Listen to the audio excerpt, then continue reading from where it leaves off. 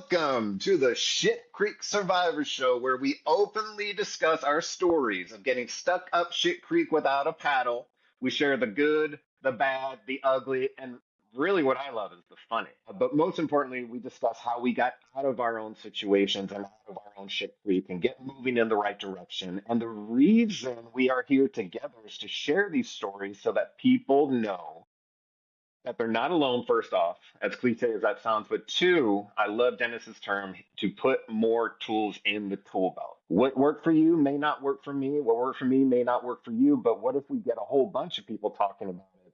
I bet we can get a lot of tools for the tool belt, right? So Shit Creek Survivors is about sharing stories, finding support, and realizing that even when things feel like a total mess, there's always a way forward. I'm joined again by my former police partner and friend, Dennis Kaufman. How we doing today, Dennis? That's me. That's me. How you doing? And today we have a special guest who's going to share their story of getting stuck up shit creek. I have Randy here with us. Welcome, Randy. Hello, Randy. Thank you for joining us. We really appreciate it. You're our first guest. Yeah. Well, I appreciate it. Wanting to really wanting to do this myself at some point in my life, but I just never had the platform. So I appreciate you giving me the opportunity to do that.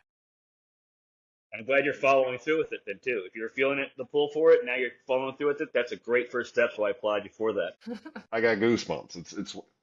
It's so cool to see you again. All right, so let me give everyone a quick history on who Randy is to us. So we know Randy from law enforcement in the St. Louis area. We worked for the same department for a period of time. I actually worked on the same shift as Randy, and we would do a lot of calls together. So I'm so happy to see you. And life has been so crazy. And I would say over the last, now it sounds like 13, we've been removed from one another.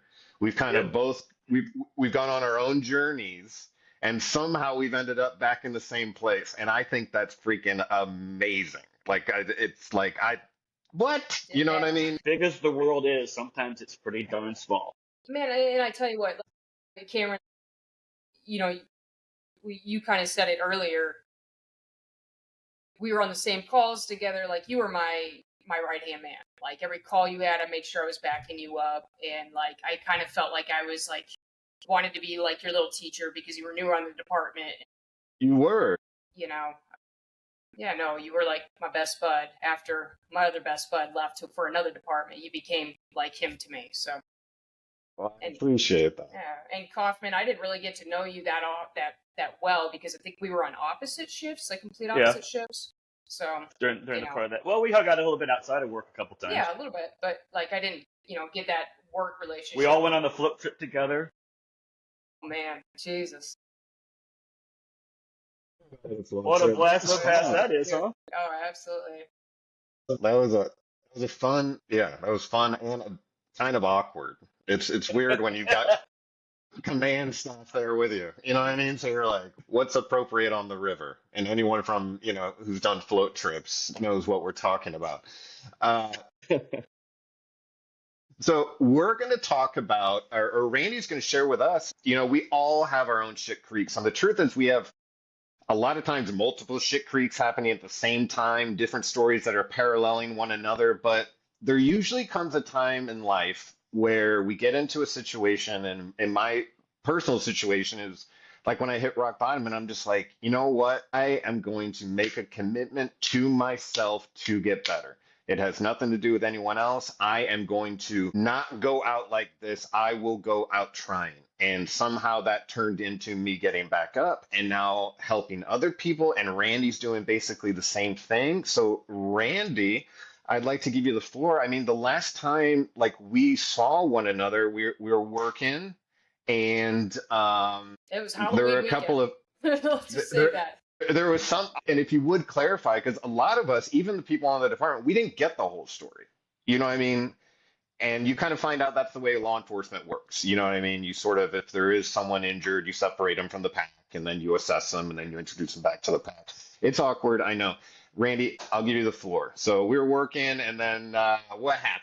Yeah, so, my demise was Halloween weekend, 2011. I don't know if you remember, but I had just purchased a house out in, South County, Yeah. and, just had a beautiful girlfriend. Life was great. I couldn't have asked for a better life at that point. But, I let alcohol kind of take over and really kind of screw up my life. And that's what happened on Halloween weekend. So, little backstory before this, I guess, Event. this night. Yeah. Like I said, I had just purchased a house. I started dating this gal, and then I met her from going down to the bar. I've known this girl for years, right? Like, probably since 2006 when I moved to St. Louis. Being fresh, new, out and proud, being gay, we would go down to the bar down in the Grove, and that was kind of like my safe spot, and that's how I met this girl. But she was always dating somebody else, and it was kind of a really established relationship that she was in. And then somehow they broke up, and we were able to get together and just kind of starting a relationship. And I decided that night, because it would be funny for me to dress up as the fun sponge, which is somebody Fun sponge. yeah, like, somebody who soaks up all the fun. Like, yeah. So it's actually kind of a funny story how that all came to be, because I apparently that was my nickname that I didn't know I had, that people made fun of me about. Because one year during a float trip, I was with somebody, with an ex-girlfriend, and we got into an argument, and we were sitting there just like kind of, having like a conversation. And then somebody from this other group came over and was standing there, and I didn't know what was going on, but she just kept saying some stupid ass shit, like, as I'm here trying to have a serious conversation with my girlfriend, and she's right in my face. And then finally, when she told me to turn around, she had a big ass dick. Like, I guess she found it on the river of a float trip. And Okay, so not a real one. no, Okay. like a strap on or something. And I guess she was just standing there beside me with this dick Okay. in my ear, and I had no idea. And, I turn around, and then I was annoyed because I was arguing here. And then, Yeah. everybody was watching behind what was going on. And that's Yeah. how I became the fun sponge, because I told her to get away and I didn't laugh about it. So I became like the butt of the joke and became essentially the fun sponge. Well, you were never the fun sponge whenever I hung out with you. I know, but apparently this was a nickname that I apparently had for years. And my girlfriend at the time, when this Halloween happened, was in that group that used to make fun of me for years. Mhm. So we thought it would be funny, now that she's dating the fun sponge, that I would dress up as the fun sponge, because all those people that were in that group that were at that float trip were going to be out that night, right? Okay. Okay. So, it was just going to be kind of a funny, like I don't know, whatever. I get it. You're Anyway. embracing it. I like it. You're embracing it. You're going to go with it. And, Yeah. that should remove the stigma, if anything, we'd think. Exactly. But, like, fuck you guys. I'm the fun sponge, and I'm proud of it. It is what it is. But I'm really not the fun sponge. But anyway, so we went to, what's it called?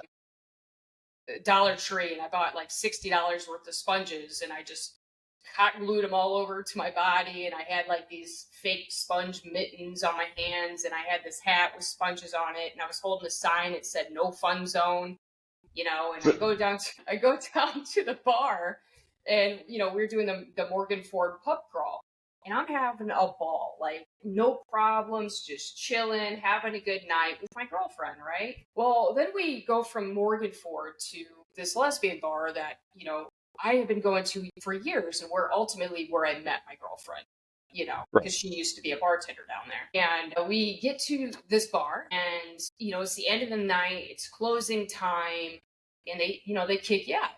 Well, I had to go to the bathroom before I left. I was going to go outside. So I went to the bathroom, and I come outside, and right outside of the bathroom, there was these two girls that were like they were going to jump me, kind of like, talking shit. And these are two girls that I know from the gay scene, because it is very small in St. Louis, and happens to be like friends with my girlfriend's ex-girlfriend. So a lot of lesbian drama, stupid, ignorant lesbian drama, right? You know? So I got out of the bathroom and they're talking shit and I'm talking shit. And then they go down the stairs and I go down the ramp. We meet in the middle, kind of by the front door. And mind you, I'm in this fun sponge costume. Everybody's dressed up because it's Halloween, right? So we're talking smack, and next thing you know, this girl comes out of nowhere who wasn't even involved in this conversation or in this argument I'm having with these two other girls. She just interjected herself. Had nothing to do with anything. She just didn't like me because of who I was dating. So she gets in and she starts talking shit, and next thing you know, and mind you, I'm shit tanked. I mean, it's 3 o'clock in the morning. I'm shit tanked. No doubt about it. But she gets in the middle of it, and I don't know, people were holding her back, and they let her go. And I just naturally slugged her ass. Like, you know, she's coming at me. I'm going to get you before you get me. And knock her to the ground, and then next thing you know, I get picked up and thrown out in the middle of Manchester Road, and a whole brawl ensues outside. Like, it was chaos. Mass chaos. Next thing you know, my fun sponge mittens are flying over here, flying over there, and, you know, it's just chaos. You know, she tries to go to the police. The St. Louis City PD was sitting there, you know, it was Halloween weekend, big night. They work overtime down there, secondary. Yeah. She goes up to a city officer who happens to be one of my friends. Didn't know that she knew me. And she's basically talking shit or saying that I assaulted her and trying to file a police report and get me fired right then and there. She thought I worked for that department, but I didn't. So my friend, who's the officer, ended up stalling out enough for her to leave and for me to get out of there. So we leave. Mind you, this happened on a Saturday night. We worked midnight shift. We were on midnights that night, you know, that round, right? So we had what was it? I can't remember. It was Friday, Saturday, Sunday off. It used to be Friday, Saturday, Sunday off. I'm like worrying, you know, because I did punch this girl in the face, got out of control, and I'm like panicking, like, oh God, is my department going to find out what happened? You know, so I'm in full panic mode for the whole day, the whole Sunday. Right. I hear nothing about it, and nobody from the department. I roll up to the squad room that Monday night, and when I tell you, when I walked into that room, there was everybody and their mother in the squad room, like detectives, other shifts, like more than normal, right? Right. And I just knew, like, you can feel the tension. It was so thick in there. Like, everybody knew but me. Like, it was wild. So I walk into the room, and I'm just like, oh my God. Like, I just felt it. And I went to my little mailbox to get my reports and do everything. And I remember a lieutenant came in, and, you know, rest in peace. But he came in and was like, you know, Roberts? I'm like, yeah. He's like, follow me. So I'm like, okay. So I went to go put because I had my duty bag and then I had my workout bag. And I went to put my stuff down. He says, no, grab your stuff. And then he pulled me into his office, and the first thing that came out of his mouth was, you're suspended with pay pending an internal investigation for an assault that occurred off duty. The first thing that I could say was her name. And I said, are you fucking kidding me? This girl just got done like filming a reality TV show. So she thought she was hot shit, right? So she apparently came up to the department, I guess earlier that day on Monday, from what I understand, with two people that were her witnesses. They filed a formal complaint saying that I assaulted her for no reason. She was bartending that night. I punched her for no reason. You know, just lies, right? Right. It had other people sign reports and saying all this other horrible stuff about me. I never got to see these reports, so I don't know what was said. But apparently she said that I broke her nose and whatever. So they took my badge, my gun, my whole duty, really my duty belt, and sent me home that day. Okay. And I just went home and I didn't know what to do. I was told I should call EAP, or not EAP, what is that? The Fraternal Order of Police, or FOP. Yeah. Yeah. You know, to try to speak to somebody that would represent me for this, because anytime that you're going through an internal investigation or something, you want representation and you want some assistance and some support on what to do. When I called them, In Missouri, we're not allowed to unionize. So that's our one resource, is to reach out to and try to get legal advice on what we should do for whatever situations we're in. yeah, I just want to close. yeah, I didn't know. So I reached out to them, and the guy said, yeah, you know, you can go ahead and let them fire you. And then, you know, we can argue that, but you could be without a job for up to a year and something, and, you know, who knows. But it's like, or you can go ahead and move on to another department and, you know, resign and move on to a different department. Right. I'm like, okay, fine. That's, you know, I don't really want to do that because I loved my department and I loved the people I worked with. So I had to come back in.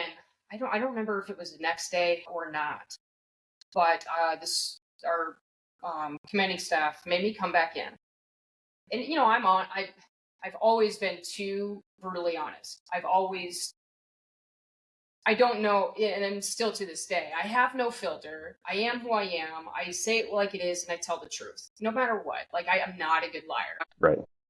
So I didn't have really good advice, so I went in and, you know, I had to follow the directions, and they sent me down into the, like, the investigator room, or, you know, the interrogating room that they had back there.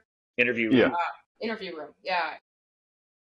Give me a piece of paper, or a statement form, and literally had to write what happened. And I wrote myself into trouble.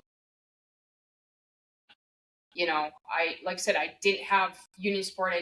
Nobody was talking in the department. Nobody talked to me. Like, I reached out to several people and nobody would help me. And so I wrote exactly what happened, explained the whole situation.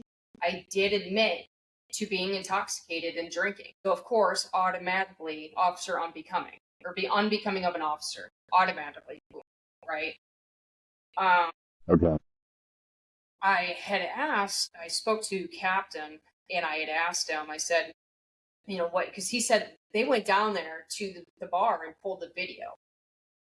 Okay. And I asked, I said, well, what was on the video? Can I see the video? They wouldn't show it to me, which I think is kind of bullshit. I feel like they should provide, if they have evidence of something, I should be able to see this. Should I not? Am I wrong on that? Right. I don't know. So I asked, I said, well, what was on the video? And he says, well, you know, everybody was in costume, so we couldn't really tell. Like, we could see punches being thrown, but we couldn't see who got hit. So I'm like, oh, so basically you didn't see shit, is, you know, kind of what I'm thinking. Really don't have anything against me other than these people's statements. So that supervisor was like, well, you know, do you have anybody that can support you, or that saw what happened and could be in your favor? Like, I feel like he was trying to, like, help me. Yeah. But I was so, like, naive. Just so naive in the whole situation. And I'm like, no, I literally was the last person out trying to go. I was going to the bathroom to leave out the door. Like, all my friends were already outside. So I didn't find out. I asked him, I said, so what is my percentage of staying here? Like, of me getting fired versus me, you know, potentially keeping my job. And he said, well, probably about a 2% chance of keeping your job. And I'm like, well, what should I do? He's like, well, I can't really tell you what to do, but off the record, I would suggest that you would just resign and move on to a different department. Like, okay. So I went home. I think they gave me like a week or something to really make that decision or continue on their investigation or whatever it was. But I drafted up a resignation letter and I had to bring it back in. or I brought it in and formally resigned on November 15th. So that this happened all on October 31st, so Halloween. I resigned Just November a little over 2nd. 2 weeks later. It was very quick. Yeah. And I felt like they were pushing me out the door because they were going through the hiring process, right? At that same time, because we were down an officer, so they were hiring people. So this gave them another reason to hire another person. And there was this girl that was being hired, and I think y'all know who I'm talking about, who's, now a lieutenant there, or I think maybe probably a captain by now, but she ended up basically taking my job. It was very quickly. And, she's a really pretty girl, and she's beautiful and, not gay. So that department was really notorious for being like good boys club and like, if you're not sucking or fucking, you're not in type thing. At least that's how I experienced there. It didn't matter how hard you worked or how good you were at your job. Like, if the superiors didn't like you for whatever reason, you were on the outs, and I was never going to go anywhere in that department, in my opinion. Okay. Because of that, because I wasn't part of the good old boys club and whatnot. Yeah. Was that like the bottom though? I mean, you kept going. You said that's the beginning of your demise. You had more to go to, didn't you? You went through. I mean, I don't want to speak for you, but I didn't know any of that part. I knew some of the other parts that you haven't got to yet. Yeah. It does speak to in law enforcement, like what we were saying, like we did not know what was going on as soon as they pulled you away. You know what I mean? Immediately there's a barrier placed between. And it sucks because, like, I found out being that individual who's being pushed to the side, you're not getting advice. Like, it's almost like they give the impression that you're being taken care of over here, but it's more of a look, more of like, we've got this under control kind of deal. So I'm sorry that you were going through that and that you felt so isolated in that moment. And I'm imagining that isolation probably took you down more of a rabbit hole, because that's what it did for me. Because I started doubting myself. I started doubting, all kinds. There was so much anger, so much rage. What did you experience when you were going through that? Well, to be honest with you, like, I felt really abandoned from my people. And I felt that, because I breathed that job. Like, I loved that job. I was passionate about it, and I thought I was good at it. Yeah, you worked your ass off. Fuck yeah. And, I was like, how could, I fucked up. I fucked up real bad, like, in my personal life, but not my work life. Yeah, I don't recall you ever doing anything off the handle or anything anywhere close to being inappropriate on the job in any way, shape, or form. Good reports, good arrests, good traffic stops, all that kind of stuff.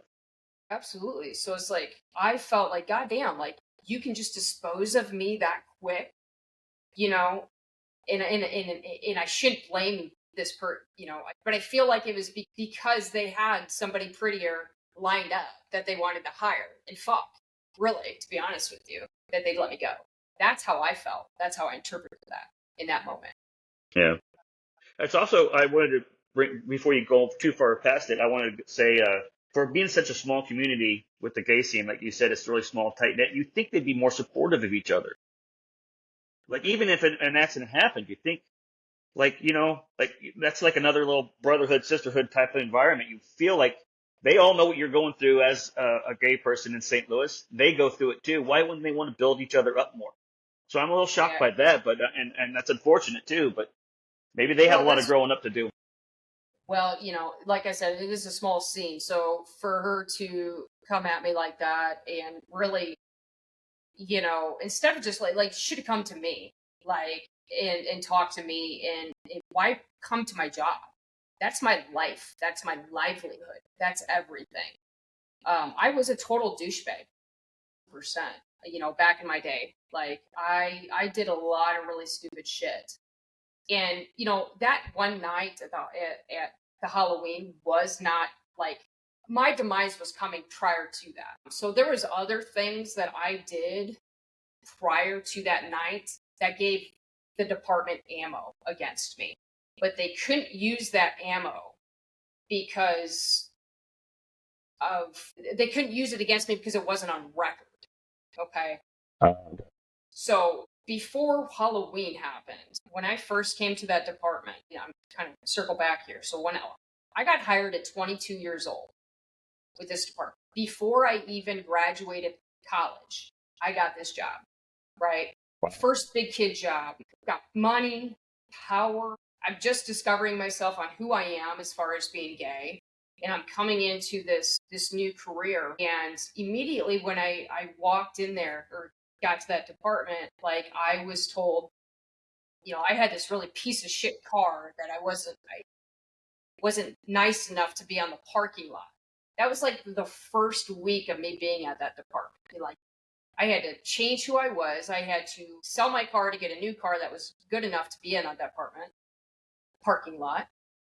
I had an officer who was blowing me up and borderline harassing me, trying to get me to fuck him. I'm sorry about that. In the department? It wasn't Kaufman, okay? I throw a little humor in here. Yeah, no, it wasn't Kaufman. But there was an officer on that department who is known for not being very happy. I think you know. I was confused.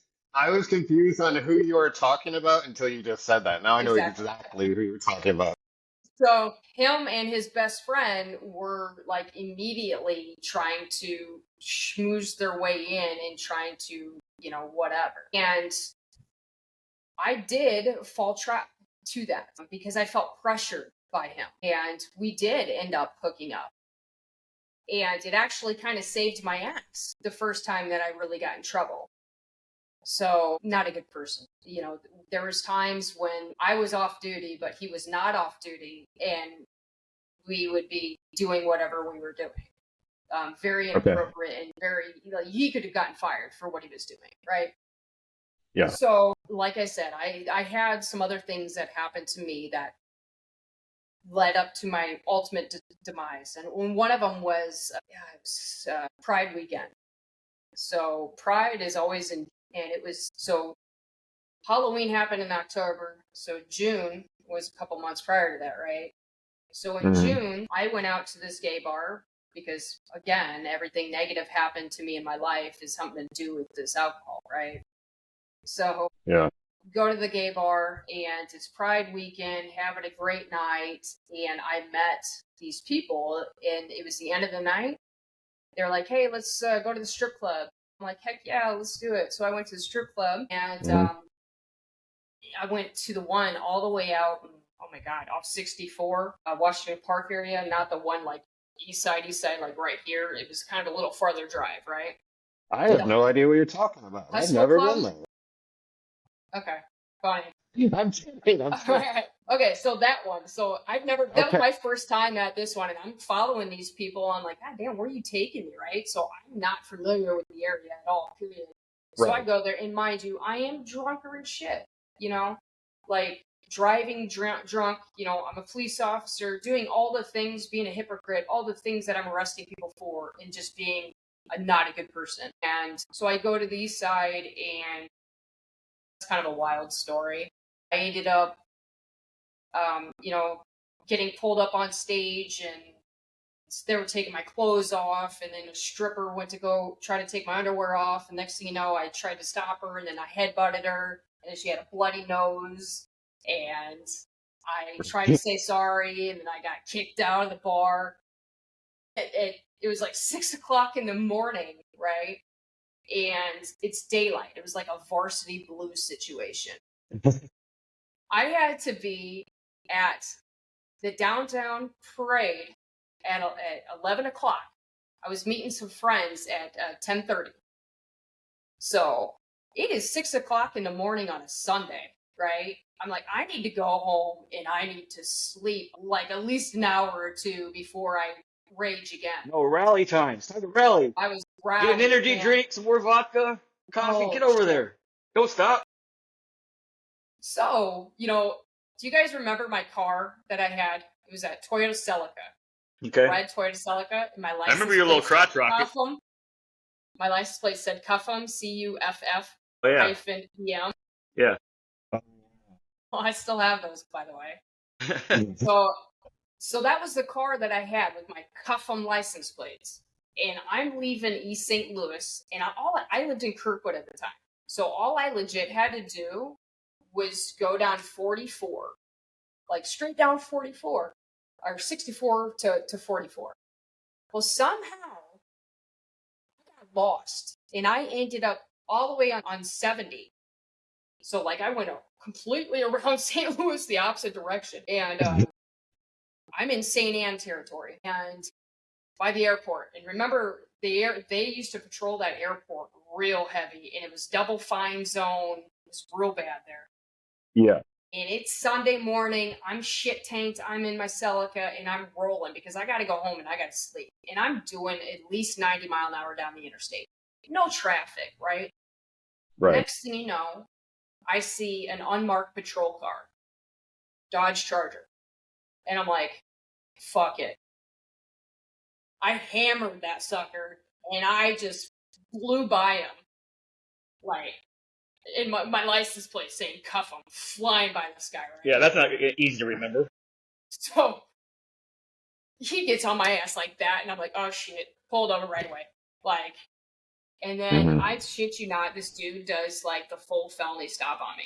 Take your, put your hands up, take the keys out, drop it off, walk backwards. And he gets me to the end of my trunk, and he slams me on the back of my trunk, and he handcuffs me. And all I can remember saying, is, I'm one of you, I'm one of you, I'm one of you. Like, and he's like, what are you talking about? I'm an officer. He's like, are you fucking stupid? And he's just, yeah, I'm really fucking stupid, absolutely. But like, yeah. So he throws me in the back of the police car, and he's like telling me to tell my department. And I was refusing to tell my department because, I didn't want to get in trouble, obviously. And then I knew what time it was, and it was shift change, because we shift changed at 6:30. And the shift that was changing on was, that happy guy. Really funny, happy guy. And that sergeant on that shift fucking hated my guts because he has pulled me several times. He pulled me over before when I was drunk prior to this, that supervisor. Well, come to find out, that supervisor was off that day. Thank fucking God. And the officer that I ended up hooking up with was the acting sarge that day. So he brought one of the other officers. They took one car. They came up and met me. Met the other department. And me and the other officer got in my car. They drove me home as this other officer followed us home. Dropped me off. Brushed under the rug. Right? All because I was, connected with that guy. And he was still trying to pursue and still trying to fuck me, basically. So the minute that I got into a relationship and stopped that whole thing and said, you know what, this is done. I'm focusing on this. Like, I'm not doing this little thing that I didn't even really want to do anyway. Right. And he got pissed. When he got pissed, he started telling everybody what happened. So the department technically knew what happened, but they couldn't do anything about it because it would have screwed over those two officers and the other department that brushed it on the rug. Okay? Right. So I basically had a notch under my belt, or I had that notch. That was a big notch on my belt prior to this Halloween thing. And then prior to that sergeant pulled me over for driving intoxicated on my way home. But at some point you learned your lesson, right? We're getting there. Okay. Yes. I'm glad that you're admitting, I was stupid and stuff like that. Because this is, God. I was young and dumb. We've all been young and dumb. I was not out of my party stage at all. Yeah. Like I went straight from college to this career. Like I swear, like I feel like officers should be officers. There should be a 25. Like you should be mature enough at 25 to have that power and that authority to alter somebody's life, right? Granted, with the exception of people going to the military and obviously having that maturity level from doing that. I wouldn't say that either. Well, you know what I mean, but like we partied a lot in the military, I'm telling you. But I get what you're saying. Yeah, like I to give somebody that much power at 21 years old or 22 is insane. So, but again, I obviously had a problem with alcohol. It's not that I drank it every night.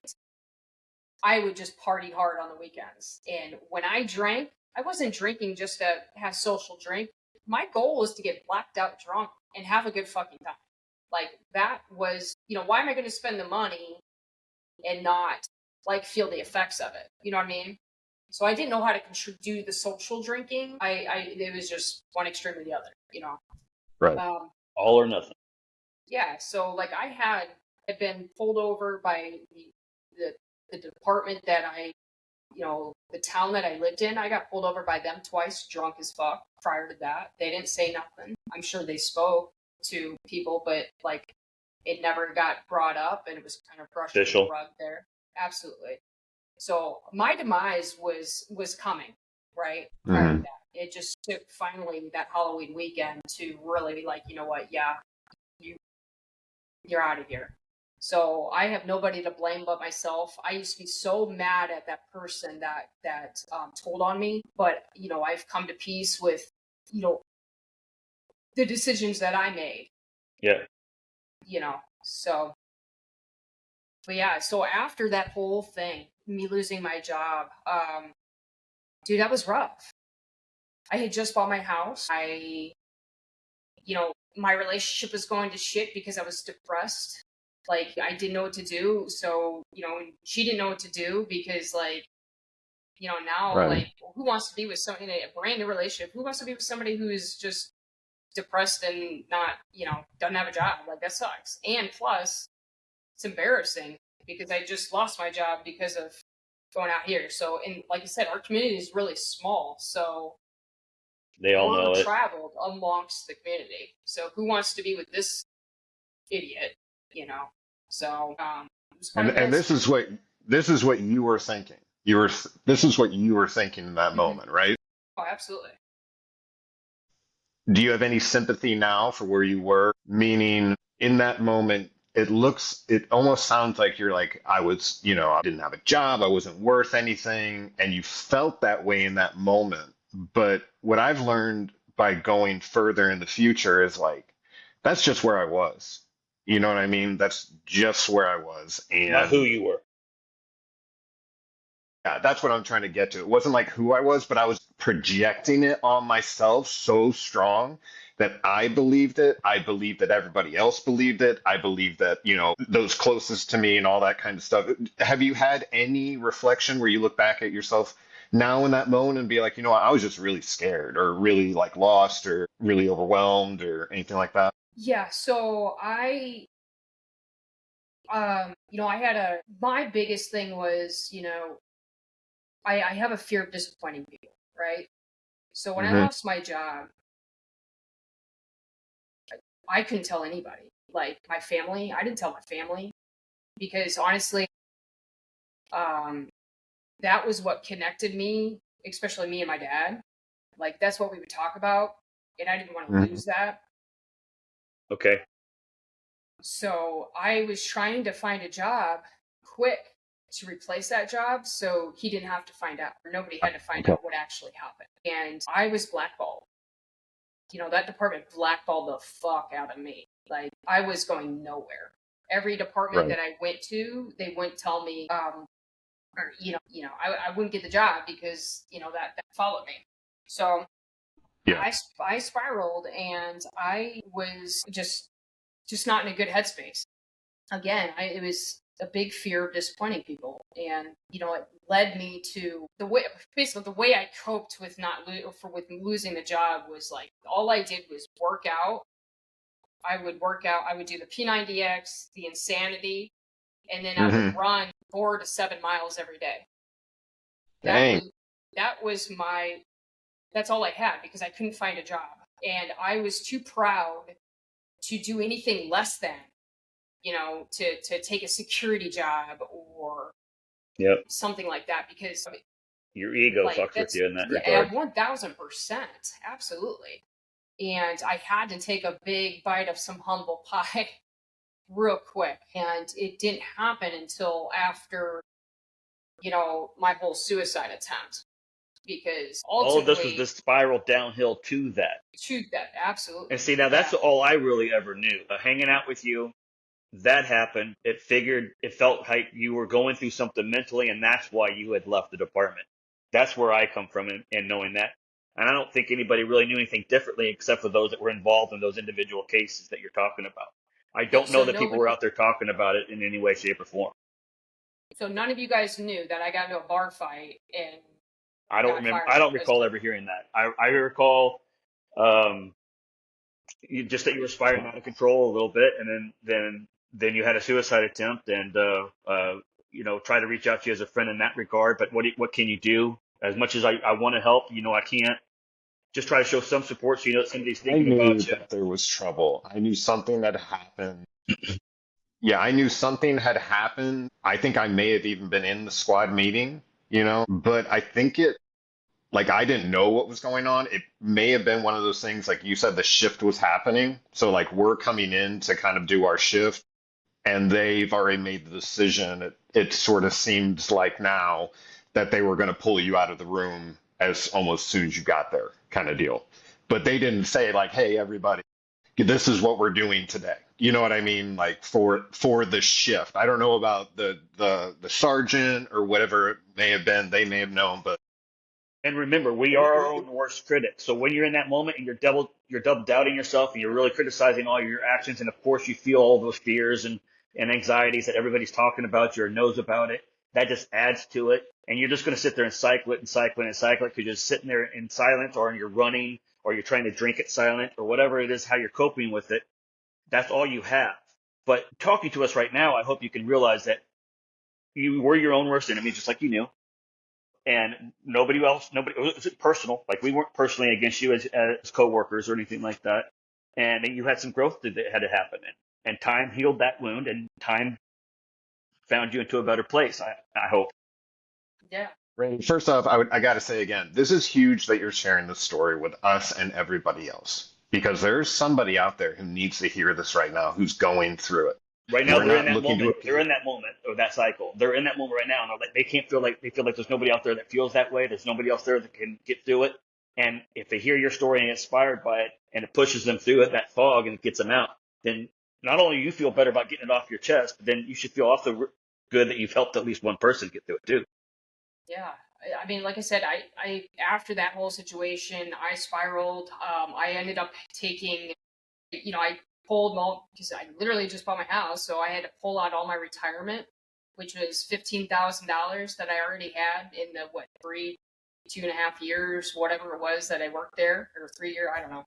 Uh, I pulled all that money out, and I blew through it in 2 months Mhm. because I knew that ultimately I wasn't going to live long. So I started, and that's a real common thing. Like when people are going through that, they'll start giving things away. They'll start Mm-hmm. buying things for people, and that's 100,000% what I did. And I spent all of my money. I mean, the girlfriend reaped all the benefits because she got a new laptop. I got new furniture, like all types of stuff that I just did for her. And I'll never forget. So November 17th, it was my last day. Like I said, I couldn't get a job. I tried, and I was just going out and I was drinking. And then I went down to the recruiter's office, to the Army recruiter, and was like, well, fuck it. If I can't get a job, then I'll just go into the military. So I had signed up and I was supposed to go to my, what is that called? Not MEPS. MEPS, yeah. MEPS. The Medical Evaluation Process Center. Yeah. So I had that lined up. And I didn't really want to do it. Fuck that. I already have my college degree, already how many years in the workforce, and I don't want to do the military, but that's what I felt like was my last option. And I'll never forget, let's see, it was January 23rd, so not long, maybe a month. Christmas happening, and then, yeah. So I went out to Castlewood, the state park out here in the St. Louis area. I used to go out there all the time, and I would run for miles with my dog. And a friend of mine wanted to go on a walk with me, or wanted to walk the trails or whatever. So I went, and this girl had a crush on me, but I wasn't interested, but whatever. So I went on this hiking thing with her. And then after that, I went to my girlfriend's job because she had broken up with me at this point yet. Well, no, actually, take it back. She did break up with me. We were already broken up at this point, but I was still hanging on to that and still being the creep because that's all I had. That was my support system. You know what I mean? So I probably appeared very clingy because I had nothing else, because I didn't tell my family. I didn't tell anybody. I literally had just her. My department abandoned me, and I felt like my friends abandoned me, and all that stuff. So I went to her bar where she was bartending, and I was studying for that MEPS thing, or the ASVAB, whatever it was. Yeah. I don't know. And I'm sitting there at the bar, and I'm studying, and I'm getting drunk, and I'm drinking, and I'm getting drunk, and I have to do this the next morning. Go down there. And I got so drunk at that place, at that bar, that I called my recruiter, and I said, I ain't fucking going. And I hung up. Because I knew what I was intending on doing that night. I left there, and I went straight to the bar. It was my first time back at that bar since I lost my job there. Went back to that bar, and one of the girls that filed the complaint was there, who happened to be the bar manager at the time. And I saw her, and it was a random Wednesday or something. I don't remember what day it was. It was a random weekday, I think. And I sat down at the bar, and I was by myself, and she was over there with some other person. It was just her and another person. The bar was empty. And I'm just drinking. And I'm just getting more drunk. And then my ex-girlfriend at the point, now at this time, she shows up, and then she goes straight over to that person that helped get me fired, basically.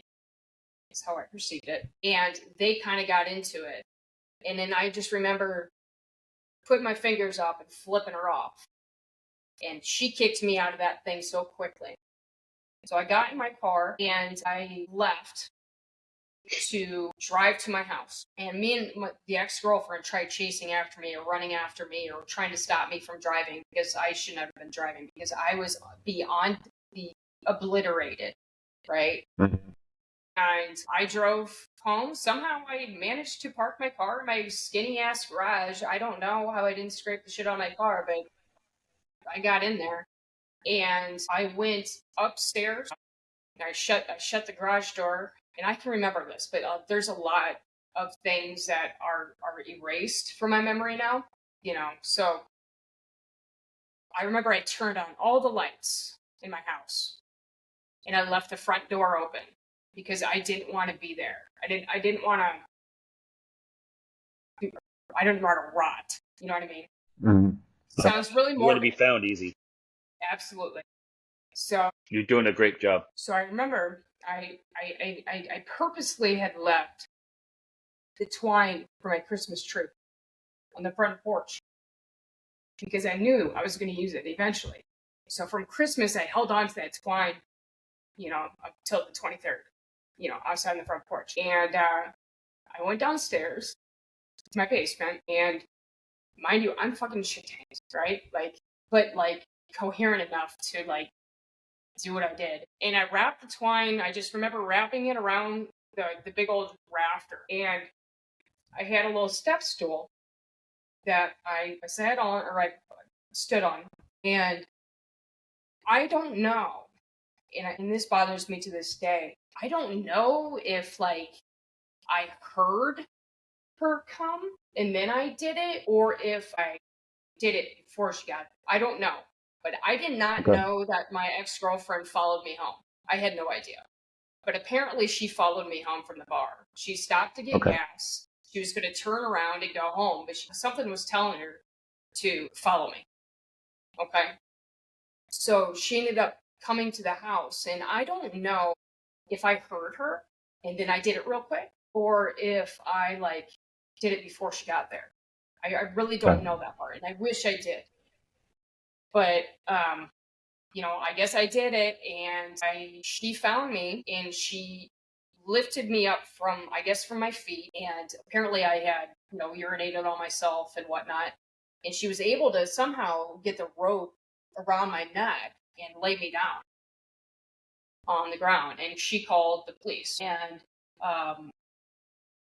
I guess I was unconscious, but I was breathing, but it was very shallow breath, so like I was barely alive. And come to find out that, and this is kind of bothersome, but my old battle buddy from when I was in the police academy was a responding officer. Wow. Oh, wow. Yeah. So my police academy buddy, who like literally like we boxed together, we were like each other because we were equally matched. She was my responding officer. Can you imagine like walking in and seeing that? Can you imagine my girlfriend seeing that? Mm-hmm. It's amazing to me that even in this moment of sharing it and feeling all those feelings again as you're sharing it, your initial response is caring about somebody else's feelings and how they found you. Don't ever question your heart. Don't ever question your heart. You have a big fucking heart. Don't ever question it. Yeah. So, yeah. Well, and that's all I cared about because and plus I didn't want to leave a mess for anybody, Right. So like, and I wanted it to be as easy as possible. And, but yeah, so. If only you can love yourself that way. Right. But, so I guess they got me there, or they took the ambulance to St. Anthony's. And I guess I was in the ICU. And actually, I have my medical records. I keep this for some reason, but keep it as a reminder. Absolutely. Put it up on your wall as a trophy. You survived a shit creek. You got out of it. You never want to go back to that place. You never want to feel that way again. Yeah, but I was in the ICU, I guess, I think 2 days, and then from there they sent me to the loony bin. Well, I wouldn't say loony bin, but whatever. Psych eval. There we go. Yeah. So I remember when I woke up, obviously because I was shit tank. I don't remember anything. Obviously, they cut the circulation off. They don't know how long I was out for, but my BAC level, I don't know if it's on here. My BAC level was just through the roof, Z shouldn't have been there. Yeah. Absolutely. It was real bad. I remember I woke up and my neck was real itchy. And I kept like peeling shit. I had no idea what happened to me. Apparently, from what people said that visited me, because I guess word got out and all of my friends were there. I guess my waiting room was packed full for the days that I was there. My girlfriend, I had to call my parents, and my family's all 5 hours away from here, right? They all had to get in the car together. So my dad, my brother, my mom, and my stepmom, in the same car. And drove up here because they didn't know if I was going to live or if I was going to be brain dead. So they showed up and I woke up and I remember waking up and having an itchy neck.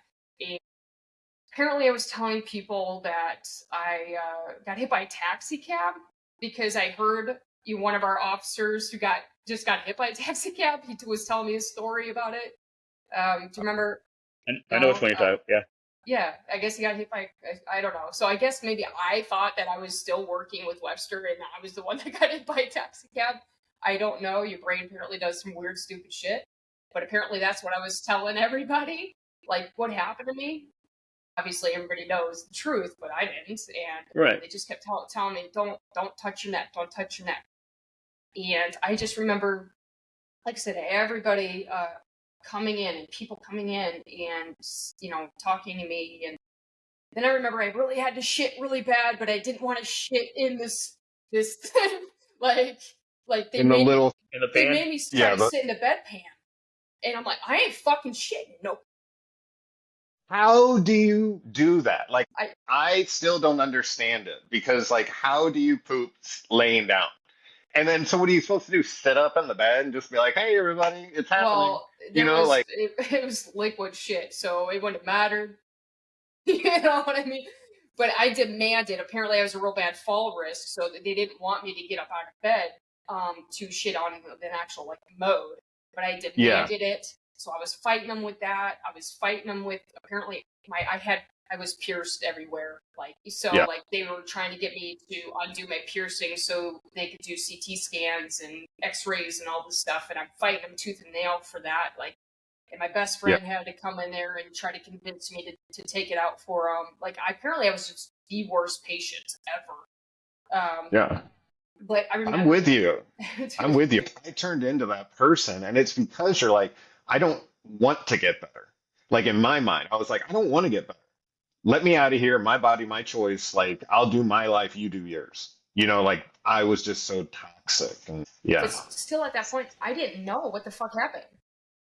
right, And I right. was so medicated. No, I had no idea. So I got released out of there and put into the loony bin. And I tell you what, I have never felt so sane in my life. And I'm like, what do you guys got me in here for? I will never do whatever it was that I did again. Like, because they stuck me in this room with this lady that kept stealing my shit. Somebody gave me a book to read while I was there and some other stuff. And I wake up and shit's gone. And I demanded to sleep in the padded room. They wouldn't give me a razor. I have to shave. They refused to give me a razor because they thought I was going to kill myself with a razor. I'm like, I'm not going to kill myself with a fucking razor. Come on now. Like, just give me a razor. So and the food was horrible, and we had to go through all this like education stuff that I don't remember. Like, it was so pointless for me to go into that little thing. For me, because I was so medicated. That's such a good point. It may be good for people that are not and that are going through crisis and whatnot and need that 96-hour commitment or whatever. But for me, it was irrelevant because I just wasn't all there. And I remember when I got out, I went back to my house and I was pissed because my parents and everybody were at my house sleeping in my bed. And I was mad about it. Like, how could you just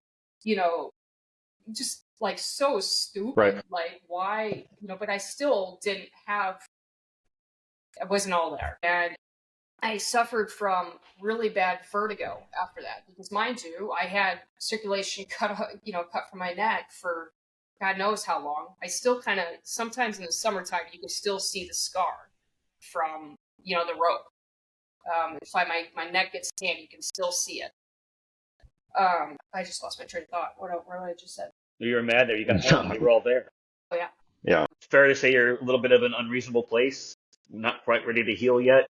Oh, vertigo. Oh, so yeah. I had really bad vertigo. Oh, yeah. I mean, it got so bad that I would stand up and I'd spin and run into walls. Like, I was cutting myself, bruises everywhere, because I don't know, whatever it did, it messed up my equilibrium or something. I don't know.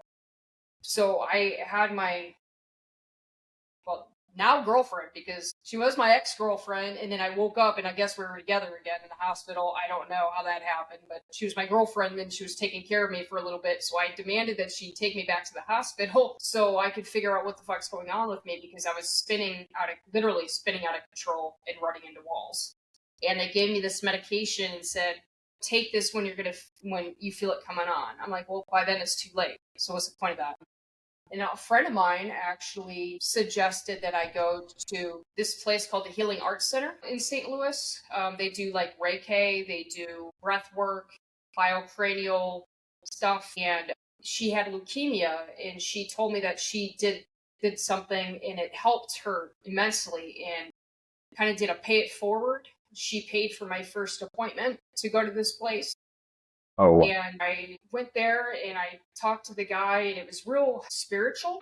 You know, they do your pressure points and stuff. And they did this thing where they took the two thumbs behind my head and pushed my head all the way down to where my ear was hitting my shoulder.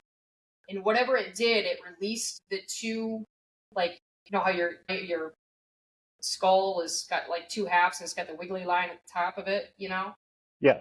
Yeah. Well, mine was like condensed apparently. So what he did was released it. So my brain was able to kind of like move slowly, like better in there. And I shit you not, I swear to God, I haven't had vertigo since. Wow.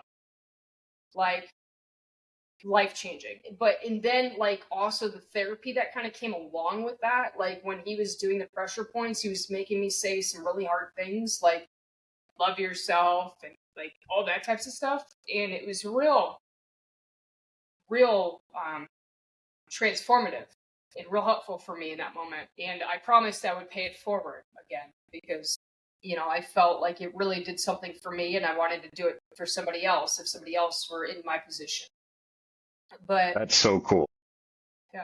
Isn't it amazing when something that like you never believed in or like would never try, and then all of a sudden you try it and it opens this door and you're like, oh my gosh, like that really helped. And it just took trying. Our bodies are really complex and also very simple in so many different ways. I mean, it's like hard to explain it.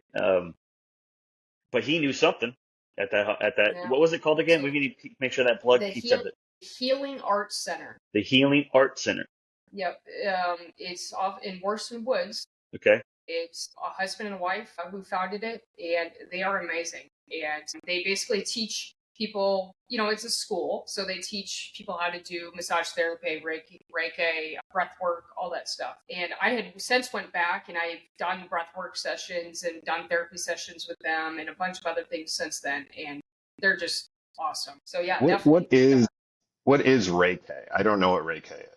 I really don't know how to explain it either, to be honest with you. It's just, it's, Is you it a really pressure have to have pressure? yeah, you really have to have like an open mind, but they'll just like, I don't know, tap on, I don't know. Mind you, my brain was a little jacked up back then too, so you know, like, I don't know, It worked. But if it works, That's all that matters. yeah, It absolutely. works. You know what I mean? So maybe just because you said that, someone's going to go to that same center and seek some sort of help, and Oh, you absolutely. know that could really help. I would 1000% recommend that for sure. After the day that I got out of the hospital, or the next day after I got out of the hospital, I legit had a PT test. You went to the gym? Yes, down in the city. Yep, I had a PT test that I had to do down at the city the day after I got out of the hospital. I rolled up to that thing with my old department turtleneck, trying to cover this. And I dominated that damn PT test. I beat everybody in it. But I didn't end up getting a job. Imagine that. Probably because they saw that. And then shortly after that, too, I had to call back because I had another appointment set up while apparently I was in the hospital. I had missed an interview with another department, and I had to call and reschedule, and I went back and did an interview with that department. Full on, you could clearly see what happened. Like, I was still not grasping, like, what really happened. Right. I wasn't, like, I don't know how to explain it. Like, I was embarrassed and I was ashamed, but I wasn't embarrassed and ashamed. Right. I remember I went back to the bar after several months after it happened. I went back to that same freaking bar where everything horrible happens to me. And I was sitting there talking to a friend. I wasn't drinking because I had stopped drinking for a while after that. Good. Because obviously, that was a common denominator. And this person comes up to me and she goes, "What happened to your neck?" And I straight up said, "Oh, I tried to hang myself," and then laughed it off. I still wasn't processing it all, and how serious it was. Would you say it's fair to say that like everyone else on the outside watched something happen?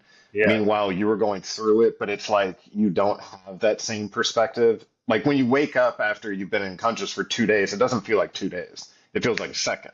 You know what I mean? And they went through whatever they went through, running around the hospital room in the hospital trying to figure out what they were going to do to help you. Meanwhile, you're asleep. So when you wake up, you're like, get me out of here. You know what I mean? You're like, and I'm just trying to say I think I understand what you're saying. That as you're pushing forward, you don't have that view of what happened. Right. Everyone else is kind of putting you in that cylinder, that box, but you're like, I don't know what the fuck happened. I just woke up, so get out of my face. Well, at that point, I knew what I did. I knew what happened because before I did it, before that happened, like the actual suicide attempt, I had known that I was going to do it because I had done a test run with different material before. It was just a matter of what day was going to push me over the edge. And that day happened to be the day that pushed me over the edge. When that girl kicked me out of the bar and I flipped my fucking fingers, that was the turning point. When she kicked me out of that bar, that was my turning point. All right, today's the day. This is when I'm going to do it. Yep. And I didn't think about anybody else at that point other than me just wanting to be done with this life. Yep. But looking back, it's like, like I said earlier, it's like, man, the hurt that I put people through, like I said, my ex-girlfriend has to live with that. I'm sure we'll never forget that. That's going to be PTSD for her for the rest of her life. My old battle buddy, seeing that, I'm sure that's ingrained. My family having to come up here, like, that's horrible. We still haven't really spoken about what happened. I have not told my story to my family in all, period, to be honest with you. So if they do hear this will be the first time for them and how my feelings and why I did it. Like, the real reason behind me really doing it is because of the fear of disappointing my dad. Like, I could not come to terms with admitting that I fucked up and I can't find a job. And that was, like, devastating. So it just being disappointing him. And we're, like I said, we're not even that, well, we are a lot closer now, but we weren't really that close. So, yeah. Well, maybe they'll get to hear it and get your side from this video. Maybe they need closure. Maybe they don't need closure. I don't know. There's no way to really say what's the right answer on those regards. Everybody deals with things a little differently in the traumas and stuff. But you're right. It does affect everybody. But control what you can control. If they come to you and ask about it, stay in the point of being honest and loving yourself and loving who you are now after the story, that you can talk about it with them if they come and ask you. And if they don't ever come and ask you, maybe they don't need to have any more talk about it. Be okay with that too. Just be okay with you inside first. Get yourself right there and keep trying to focus on positives. Why do you think it is we give other people so much power in our lives? Because I know I'm know. so guilty of that. And they don't have to even say it. I'm thinking it for them already. And then I'm having real emotions about what's happening. I don't know why I do that. It's like giving away your power. You know what I mean? It's like wanting someone else to tell you that you're okay. Why do I need someone to do that? Like, it's fucking crazy. You know what I mean? So you run in circles trying to figure it out. And I'm starting to figure out that's just like the human condition. Yeah, we're just wired that way. And I find I ever since, like, everything, like, even to this day, like, now, like, I'm so much different. Before I got into law enforcement, I was a whole different person than what I was afterwards. Like, If I could look back, I wish that I would have never gotten into law enforcement because it's really changed my whole personality. I didn't have all the stress, the anxiety that I carry now, the PTSD that I carry, like just a lot of things from just being in law enforcement. I don't know. And I think that you just touched on something that like not a lot of people understand that like what you did, Randy, is you came, what am I trying to say? You offered yourself as a means for the public to be safe. You offer, you sat almost in a way, you're like, I'm going to cross this line. I'm going to sacrifice myself so that other people can be safer, so that, we can follow through on this. And it's just tough. I kind of lost where I was going with that. But it's like in law enforcement, another thing I wanted to say earlier was like, it's so hard to get into, you know, that eventually you get picked and then you get pulled into a department on probation, so they kind of hold your future there. So you kind of like fall in line. You don't do a lot of stuff. You just stay in the middle of the boat. You kind of figure out what's going on. And unfortunately, you start seeing things that you wish weren't there. You're like, how is it? It was so hard to get into law enforcement, but now, the people within the boat of law enforcement, some of them are fucking assholes, and you're like, how? And so you get there and you get to law enforcement, but I just remember what I was trying to say before, and I'll edit all this a little bit, but um, like the sacrifice that you made is appreciated. Thank you. You know what I mean? Yeah. Like you did make a sacrifice. Like you sacrificed. How many people step on the line and sacrifice? You know what I mean? You got into the arena. Everyone else is in the spectator seats talking about what other people are doing most of the time, right? You actually got out there, you were working, you enjoyed what you were doing, you sacrificed yourself, and that's what people in law enforcement do. And not a lot of people realize it. It slices a piece off you when you see some of the stuff you see. Yeah. Like if you see a dead kid, that slices a piece off of you. If you see a person who died in a car accident, that slices a piece off of you. If you see a person lie straight to your face, or you believe they're telling the truth straight to your face, and then all of a sudden, 1 second later, they're assaulting you, it changes you. You know what I mean? It slices a bit off of you, and you start kind of changing. You're like, all right, well, now I'm not going to sit with my back to the door.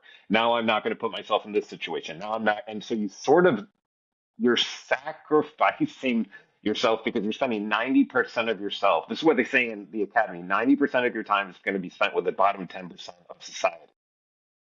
Wow. So that skews you. If you're in that environment all the time where people are hurting one another, it does, for me at least. I Yeah. was like, shit, this world is way more messed up than I thought. Because you're seeing Change you. everybody's worst day. Yeah, you're seeing everybody's worst day. And then you're being told to code it, write a report, move on. You know what I mean? There's no training on how to process how to talk to a woman after a guy put his head on the railroad tracks and cut his own head off. You know what I mean? There is no training on how to be the best person there for yourself and your family. It's all about how are we doing the report, write the report, move on to the next one. And it's just kind of like the way it's been. I think a lot of times police officers like I I suffered from it for a long time. I'm like, I don't have the right to say, I did anything. I fucked everything up after I got shot. I drank myself nearly to death. I'm a loser. I'm all these kinds of things. And like, after a while, I had to say, like, fuck that. Like, I got to keep going. And I'm putting too much of my power in other people's opinion that I'm making up on the spot for them. Mhm. I think I just went on a bit of a rant there. But You're okay. No, it's long perfect. story short, it's like the power that we give others, even to start improving on ourselves. Like, should I really start meditating? Like, well, what will people think? Well, we'll like my dad's gonna think it's stupid or like something like that. But then you just choose to do it because you pick yourself instead of the other opinions that you're formulating for them, and then it works. Like Randy, you shared something that like you never would have shared unless it worked, and that's literally your head went down to the left, you cracked your freaking neck, opened, you said the back of the base of your brain up to create space for you, and you're better off for it. Well, temporarily. Yeah. Let's just say that. Well, So, yeah. I mean, it's a catalyst. I mean, yeah, it's a way absolutely. to be like, all right, here we go. Yeah, I mean, No, I was just say, like, back to what you were saying before, you give everybody the weight and the power of having some opinions over your life and your directions. And it's because, I mean, the cliches of focus on positive, positive will come out. You have good memory from being a cop. You have good stories of where you helped somebody. Focus on those and think about those, reflect on those, and you'll have a more positive outlook of your time as being a police officer, even though it was cut short. If you only focus on the negative parts of it, that's all you're going to be thinking about is negative parts of it, and then your ego will get in the way of it, and you won't ever heal or learn, and you won't ever become better. Remember Here's that the you've helped problem. somebody. You've helped somebody. Put a pin in that. My Hold on to that. Help yourself too. Put a pin in that. Hold on to it.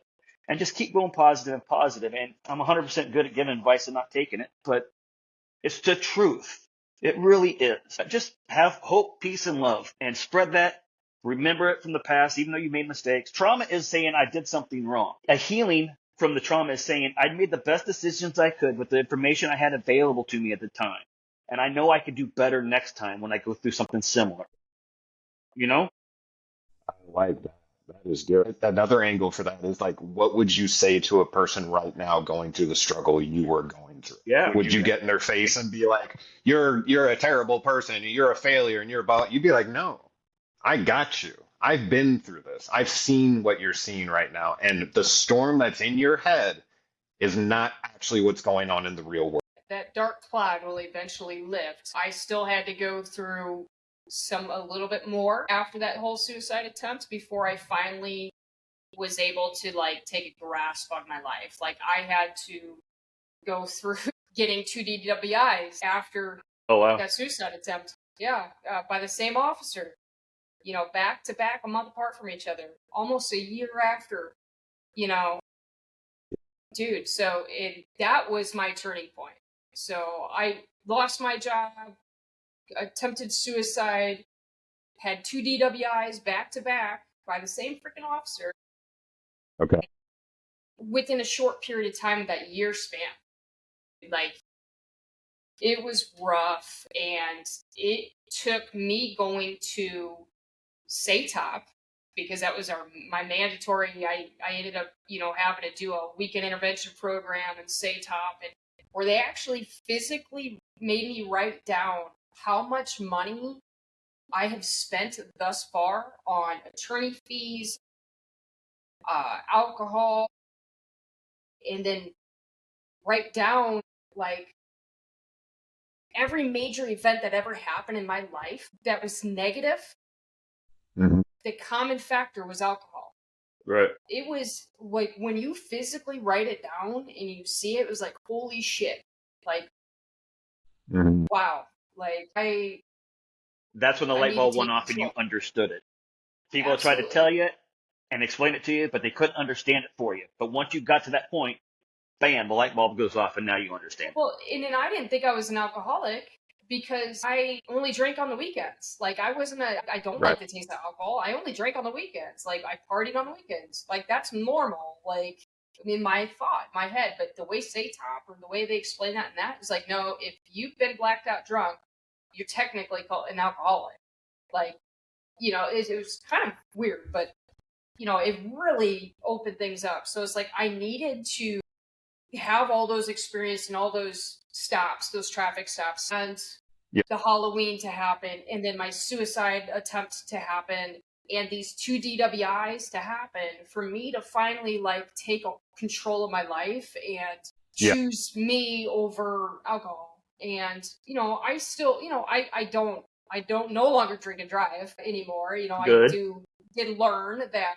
I tell you what, I'd rather pay a $100 Uber fee versus paying $30,000 in attorney fees and all together over the course of the whole DWI situation.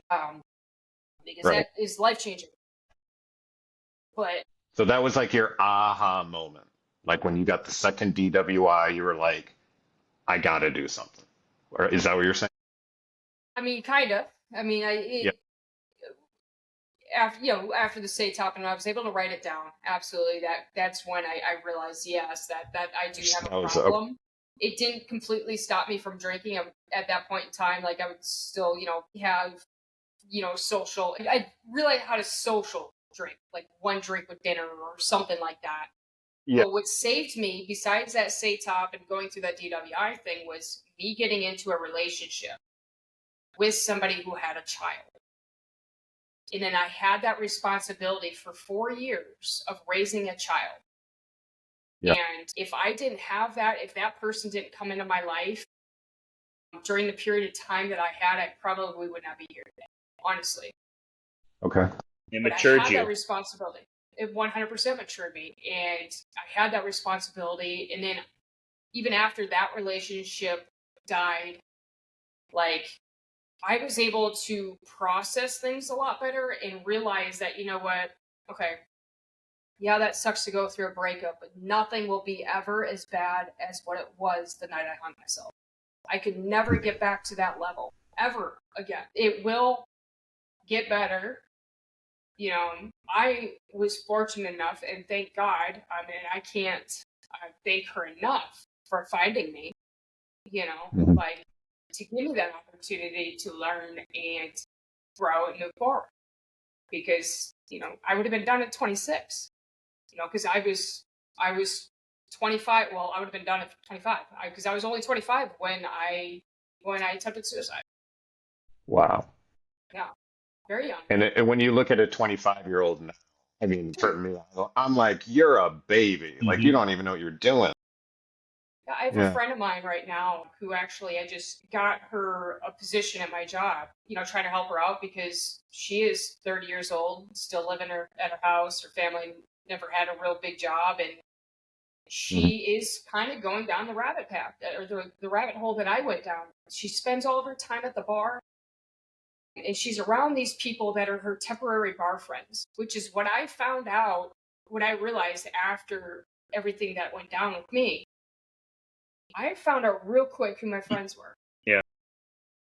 And those people that were in the hospital, like, yeah, like, I still talk to them. Like, well, most of them, I shall say.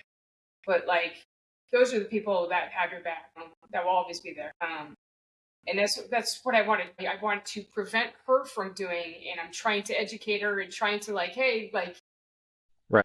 don't do this because you're going to fuck up your life. And I promise you, like, it's not worth it. but, you know, everybody's got to go through it themselves. And she's going to have to fall before, she's going to have to hit her rock bottom before she can move forward. And I hope that, like, she doesn't have to hit that rock bottom and she can realize it, but I think she's going to be one of them. Hope it's a softer fall. 1,000%, 100%. So, I don't know. Well, So do you feel like you kind of come full circle here, where Yeah. you know at one time you were that person, and then now you're coaching those people? Yeah, you know, I was a total douche rocket, and I am still, you know, I am still same old me, the way you guys knew me from the department. You know, I'm still trying to adjust to the corporate lifestyle because now I work for a corporate, an actual job, like not like the good old boys club. And, you know, trying to learn how to tone that down is really difficult for me, but I am still who I am, and I am trying to, yeah, be the better person, to be kind of like the mentor for somebody else, because paying it forward.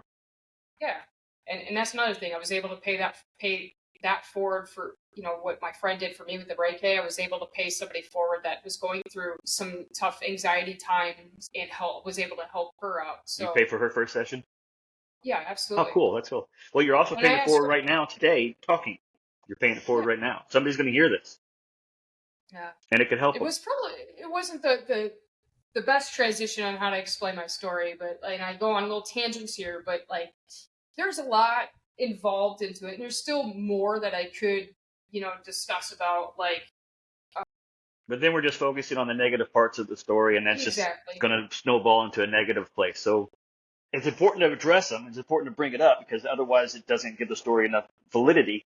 So you want to give the story validity and talk about how negative it was and how bad it got, but you don't want to focus on it. One question I wanted to ask you guys, because I've always wondered this over the years, because, again, this is the first time that we've spoken.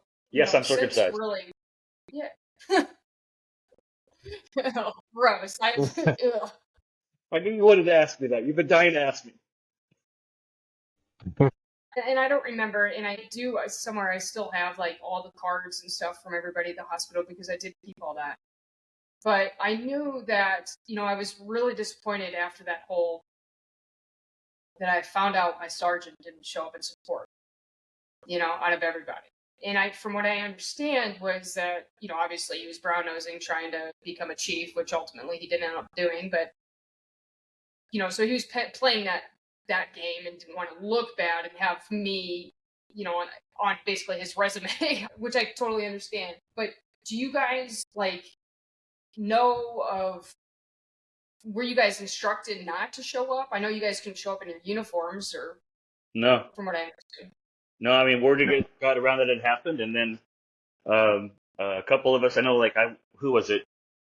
Oh, one of the older guys that knew you pretty well. I don't want to say names just in case, but Yeah.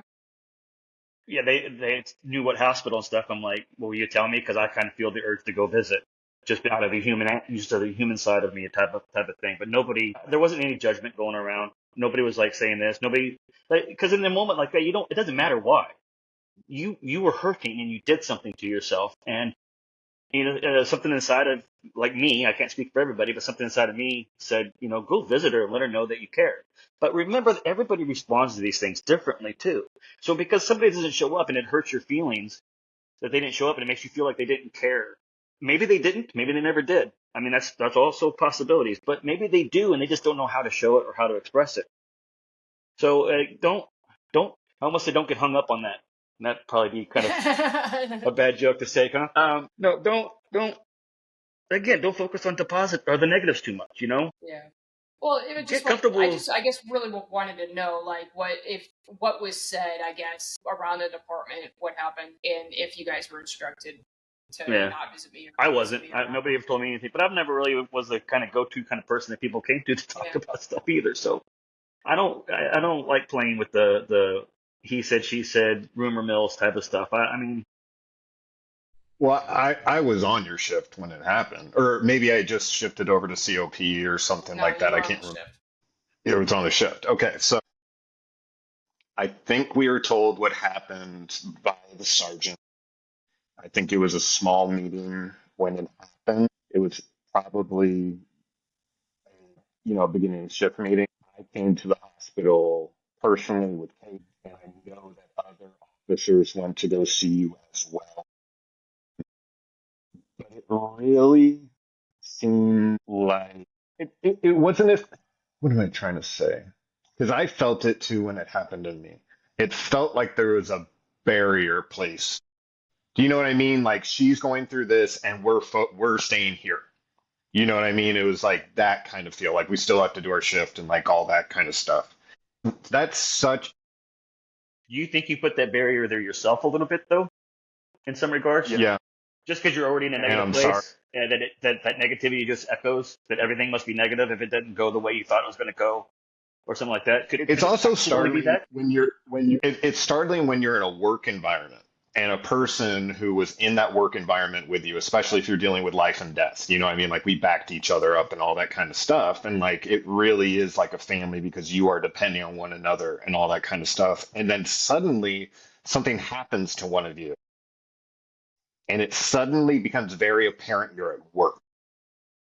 It becomes very apparent. Oh, this wasn't. No, I think I felt that when you were going through what you were going through. I think anytime anyone in the department was going through something, there'd be like a quick rumor mill, like, oh, this is happening. But then like that would always be handled behind closed doors. Mm-hmm. Does that make sense? Right. Because there's other people, would get in trouble for this or that, or, there was just issues and all that kind of stuff. And they just made it. They were very good at isolating that person, putting the pressure on them, not getting them resources for help, that maybe they should have had. And then, coaxing the person to believe that what they're doing is in their best interest too. Yeah. It becomes very like corporate in that moment. All of a sudden HR is in the room. Mm-hmm. You're like, I didn't even know our family had HR. You know what I mean? Like I've been running after you, you've been running after me. We laugh, spit, cuss, bleed together, whatever it is.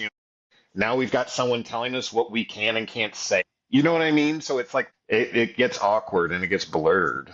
Did that make any sense to you? It becomes work all of a sudden. Yeah, yeah. It just becomes work. And I mean, And you're like, I went to the hospital a couple of times from some injuries, and I know some people who came to visit. When the kid folded my knee back one time, something like that. And I don't know. I've always been in the place like I don't want people to see me in the hospital. I don't want visitors. I don't know if that's me being selfish. I don't want you to see me that way.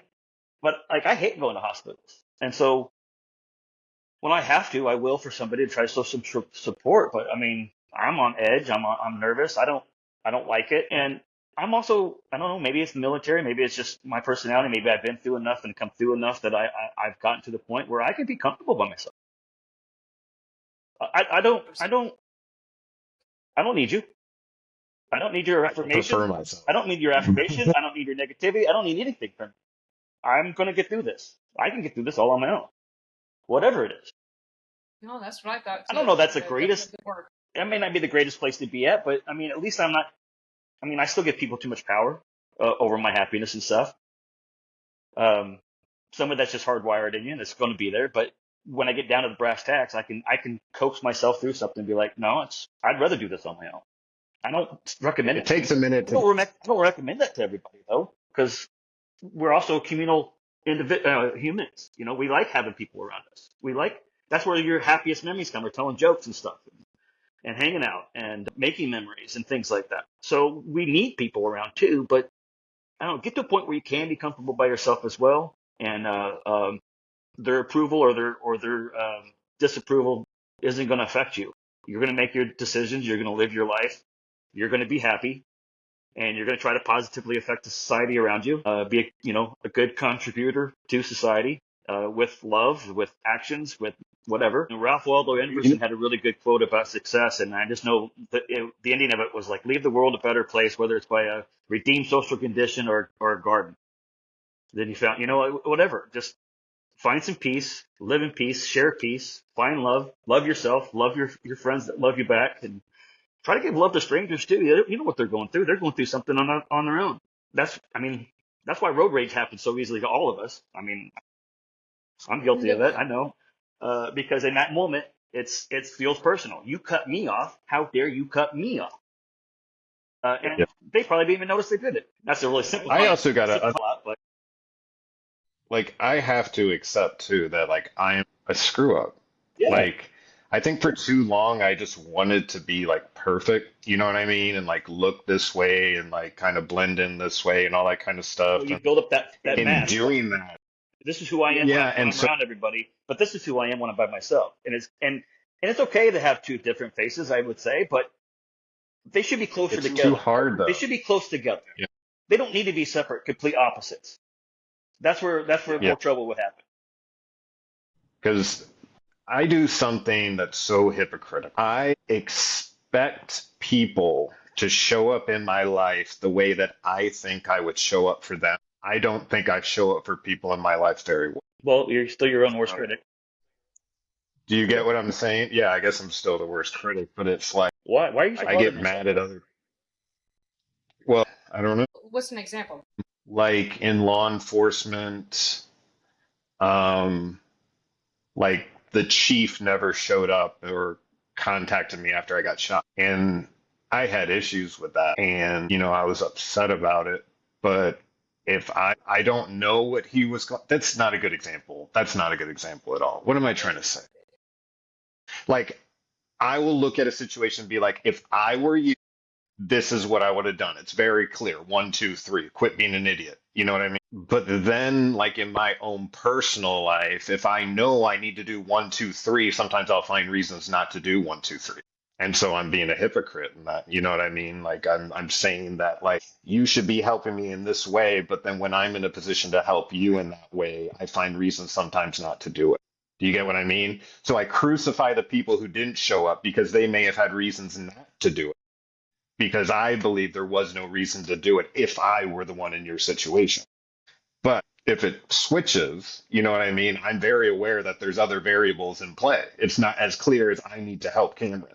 You know what I mean? Like it's like I find myself believe that it's even hard to say. You're not perfect. But I find It's myself okay. the more I admit that I don't know and I'm an idiot and being kind to myself in a way and being like, well, that's not so bad.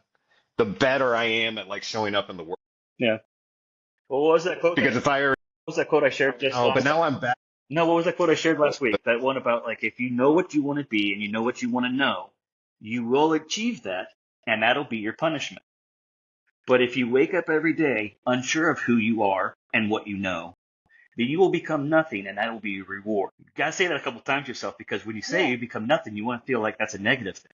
But you won't become anything negative. You won't be pigeonholed into one concept. Your ego won't, that's what our ego does. We were police officers. Now I can't do another job because I'm only a police officer. I can't demean myself by becoming a security guard. Well, what point is that? You need to be open to It's change. super hard. You need to be open to more information. The more you know that you don't know anything, the more you'll be able to learn from other people, the more you'll be open to other ideas, other perspectives, other sides of the coin, other sides of the 360. It's also You're an funny how idiot. we're near that. You're not perfect. You're going to make mistakes. You are going to be hypocritical. Everybody is. I am. You are. Randy is. Anybody listening are. We all make mistakes. We get angry too quick. We'll have our ego get too high up. We'll let our pride affect us too much. We'll cuss at somebody. We'll let anger win instead of love winning and understanding somebody even with a different perspective than us, or understanding somebody who might do something different than we would do. Be open to the idea that if they're doing it with good intentions and out of love, be accepting to it. Now, if they're doing it out of hate and they're going to try to hurt you or your family, you don't have to love them and let them into your house. I get that. But you know what I'm saying? Be open to the idea that you don't know everything and you need to learn more. Be open to the idea that you're going to make mistakes. Be open to the idea that that's okay. Yeah. Then why do I have so much trouble forgiving other people? Now, I don't know. You're letting your ego You're supposed to you're letting your ego stick too much up there. Yeah, it is. I mean, I don't know.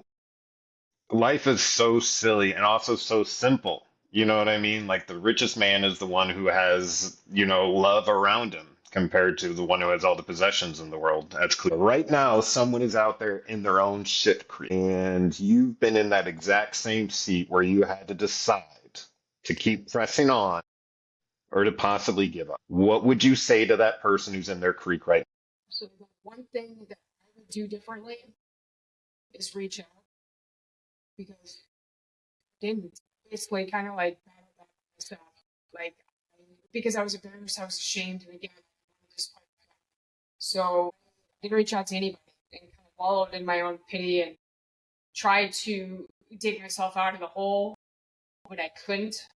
So if I would have just reached out and asked for help, things probably would have went a lot different. Yeah. But again, like I said, I really needed to go through that to be where I'm at today, because I am a whole different person than what I was. I'm a lot better person. I recognize my douchebaggery, and I strive to be better than I was, because I was not a good person. I was doing some really stupid shit, being the biggest hypocrite there possibly was. When I'm out here trying to enforce the law, I'm breaking it. Like, I just try to be better, and I really advocate for mental health, because it is so important. Like, I think everybody ought to go and have a therapist and talk to somebody to have an outside perspective, because everything that I went through in being in law enforcement and everything has really affected every relationship I've ever been in, because, I've got that stern, whatever. I'm very untrustworthy of people because I'm always afraid that somebody's going to screw me over. And I'm like, it's just really changed me. And I would suggest 1,000% somebody to go and seek treatment, whether it's through EAP, which has been a lifesaver for me in every position that I've ever had since my law enforcement career. Every job has offered the employee assistance program, and the therapist, if you find the good therapist, they will work that out, so you don't ever really have to pay. So I never had to pay for therapy because I used my therapy sessions, because they would always be like, okay, here's 6 therapy sessions for anxiety. Well, here you're going through a divorce. Here's 6 therapy sessions here. You have depression, 6 sessions. So it'll just continue to go through. So learn how to use the system and use it to your advantage. And it is so important. And I would just suggest anybody to do that because I you do need totally that. agree with you. Yeah. You need that third party, somebody unbiased opinion, unbiased. 100%. Yeah, no, where you feel there's no judgment. Right. You know, because if you Absolutely. go talk to your friends, yeah, they're going to judge you. They're going to say, "Oh, don't do that." Like, I wouldn't do that. Like, well, I guess the therapist will do it too, but it's different. Yeah. Well, the You know, stigma. because it's of it. coming The from stigma your of it's friends. different. Like, you never want to take criticism or advice from the people you love. You know, it's easier to hear something you're doing is wrong from somebody that's completely outside of your circle. You know, they're Yeah. just like, oh, well, shit. Since they see it, maybe I do have a problem. You know what I mean? Yeah, you can speak your crazy to a third person, and then what happens is like 50% of the time you hear it yourself. You're like, whoa, never mind. Like that sounded a little over the top. Let's reel that back in. And the therapist is getting paid just to nod and go, Yeah. Oh, mhm. 1000. So yeah, I would suggest that. I would suggest, you know, taking advantage, even like I said, that Healing Arts Center, they have things, you know, because they're teaching people, they're teaching, you know, their students how to do massage therapy, do the breath work, do all these, you know, different things. So they need like Yeah. test subjects to work on. So they give you free sessions. You just have to go on their website and sign up for these sessions to experience that. Yeah, you're getting it from a student who's learning, but you're still reaping some benefit, Yeah. even though it's not like something that is like, you know, perfect, you know what I'm saying? So Yeah. I found that to be incredibly helpful, especially breathing. Who knew that you really have to learn how to breathe? Like, I didn't know that, like, this is going to sound really I know what stupid. you're saying. I know. But when I was going through these breath work sessions, they'd be sitting there and they'd talk me through, and they would tell you, inhale, exhale, inhale, like exhale. And you're just going Yeah. through that and you're breathing. And the next thing you know, you feel the oxygen just going up your whole body. And it just Yeah. opens everything up. And then all of a sudden, you just break down. And it's like, oh, release. Wow. It's so intense. I don't know how to explain it. You guys should look it up. Look up breath work, whatever, and what comes out of that. Like, it's amazing. But you can definitely do that for free by going to that session. You just sign up for the session and kind of be the test dummy. Mhm. Yeah. There's also apps you can download that help, you know what I mean, with getting into the meditation. Sometimes it takes a minute to get like your head in the right space, you know what I mean, to like prepare yourself, if you will, or get used to being into it. And that's so cool that you realize that those resources are all around you, and you could reach out to them. Yeah, and the other thing that really helped me, kept me sane, it was obviously having a dog, you know, and, Yeah. you know, I really, well, I was always into fitness and running and stuff, but I really took to fitness and running. I mean, it's trail running for Yep. miles. And I would just put in my headphones and I'd have my dog and we would just go. And there is no better therapy than having all that free like time to just be in your own thoughts and speak to Yep. yourself. And that was always my release. Yeah. For sure. You know what's funny about the breathwork thing is like I was so ignorant to breathwork that like I thought like you think you know how to breathe, like you were just mentioning, and then it tells you like how to breathe. And so my breaths I found out were very small. They were like Yep. and like I'm like having to stretch them out just a little bit, and then like just like you said, it sort of just starts opening stuff up, and you're like you don't even realize you weren't relaxed. You think you're relaxed, and but you're not, and then you figure out how to get there. Yeah, That's So so you- used to you being that breathe from, uncomfortable like, that you your- feel comfortable. Yeah, that's it. Yeah. you breathe from that lower gut, like, which sounds so weird. Like, how do you breathe from your gut? You know, but that's, you know, when you learn how to do it, that's where your good breath comes, and that's how, you know, the oxygen flows. I need to do that again, to be honest with you, and I need to go back to therapy because I haven't been to therapy since really my divorce, which you know, so when I moved to Florida, I had to switch things up, and I couldn't get into my original therapist that was freaking awesome. And it's so hard to find a therapist that you vibe with, and I just haven't put in the work to do it. But this might actually push me, now to be like, you know what, I still have clearly some unresolved stuff. I mean, for me to get upset and to relive that, I still have things that I need to work through with it. So, I'll probably end up using EAP and going back through that process and getting back to another therapy session, because I'm not going through anything crazy right now, but like, it's just good. You're staying on top of it. Absolutely. You're taking a couple steps in the right direction before you get too far behind. That's good that you're recognizing it and you're doing and you're making the actions. That's a win, baby. That's a win. Celebrate that win. And if you fall, Thank you for being short of getting anything set up, you have my number. Still call me. I have 2 good ears. I'm great at listening. Okay.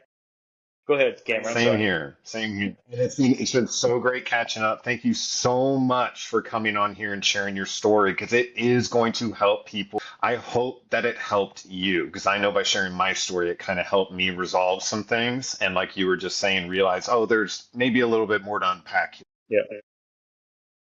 Thank you so much for being with us. To all of you out there, please check out the website, www.shitcreeksurvivors.com. Follow us on social media at Facebook and Instagram, SHT Creek Survivors, on YouTube and Spotify. Listen to us at Shit Creek Survivors. The shit is spelled SH exclamation point T. Yeah, please like and subscribe. The more you like and subscribe on YouTube and Spotify, the further the podcast will go and the more people will be able to have. You can follow me personally on Facebook at Cameron.McKay.368 on Facebook and Instagram. And you can send us your stories, your Shit Creek stories that you would like to share, or a story that you know that you would like to be shared, to shitcreekpodcast@gmail.com. Dennis, thank you. Thank you. Randy, thank you so much. Randy, You're thank amazing. you.